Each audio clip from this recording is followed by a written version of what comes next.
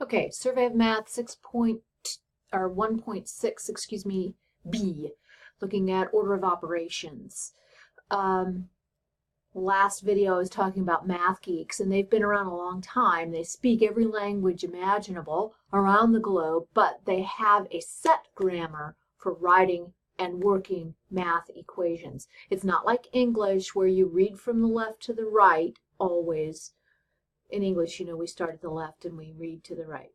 And it's not Hebrew where they go from the right to the left either. Math has its own grammar, and that grammar is called the order of operations. Okay, you may have been taught a pneumatic device to help you remember the order of operations. It's sometimes called PEMDAS. Now, please excuse my dear Aunt Sally was the way you were supposed to remember PEMDAS, but here's what those letters really mean. The P stands for parentheses, or really any grouping symbols. And that means that we either have to do whatever's in the parentheses first or do something to get rid of the parentheses before we start any other operations.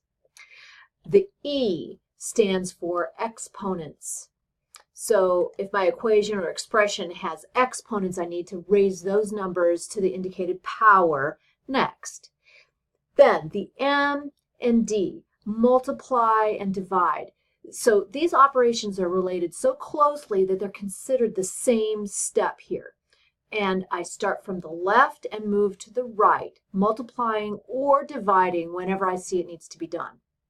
And then A and S stand for add and subtract. These operations are related too, and so you start at the left and move to the right, adding or subtracting wherever it's indicated. That's why I always place arrows over the M and D and the A and S when I write PEMDAS to remind me to execute those operations in the same step.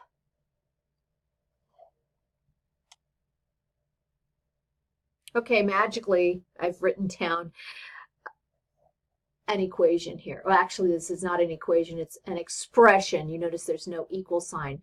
But I'd probably be told, let's simplify this. In order to simplify this, or evaluate it, we have to look. I don't have any parentheses in this expression. I don't have any exponents. So what do? I start at the left and I look to see if I have any.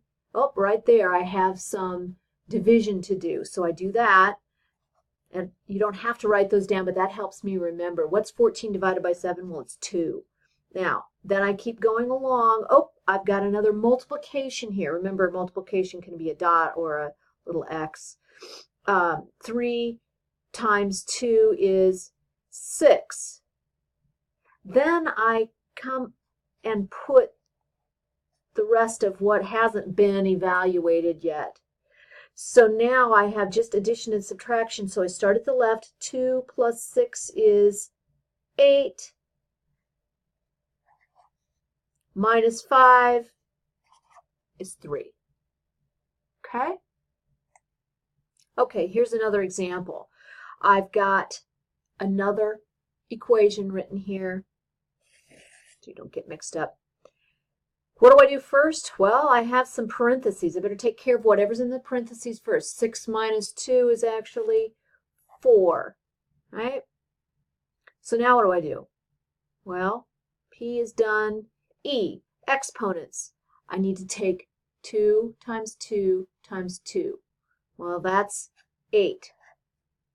All right, let's write this back down. 3 times 4 times divide 30. Okay, now what do? I have to do all the multiplication and division starting from left to right. So 30 divided by 10 is 3 times 8 plus 3 times 4. Now what do? I'm going to take care of this thing over here. It bothers me that I still have those parentheses. Now what do? I have to do the multiplication. 3 times 8, I'll write it over here. What is 3 times 8?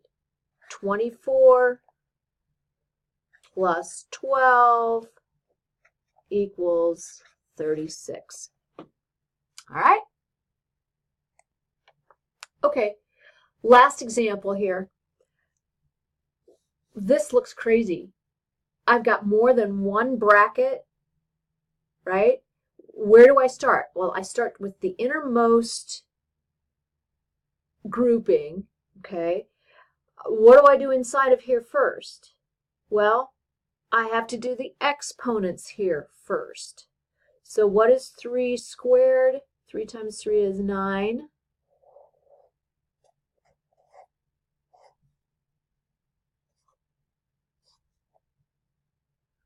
Can I do any more with that? Now what do?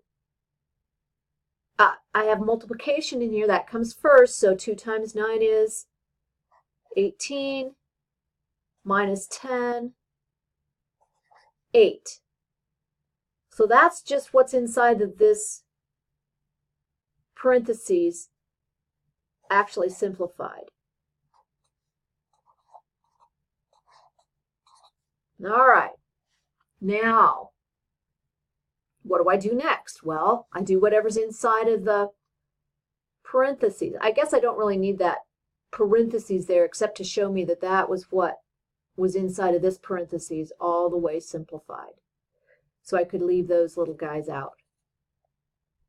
So now, what do I do next? I have to do this, 5 times 5, or 5 squared. So 5 times 5 is 25 plus 8.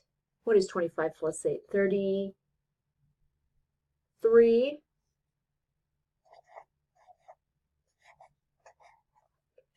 Now I have this 2 outside of this bracket, so I have to distribute that in here. I go 2 times, I guess I'll put that there so you remember, 2 times 33, well, that's going to be 66.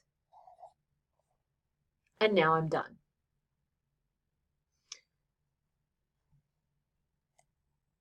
So there you have some examples. Go to your practice program in Hawks and see if you can work through these. Make sure you take each step and write down on a piece of paper. Just because you're doing your work in Hawks on the computer does not mean you don't write anything down. Okay? So practice up on that. Call me over or call Lori over if you have any questions. See you on the next video.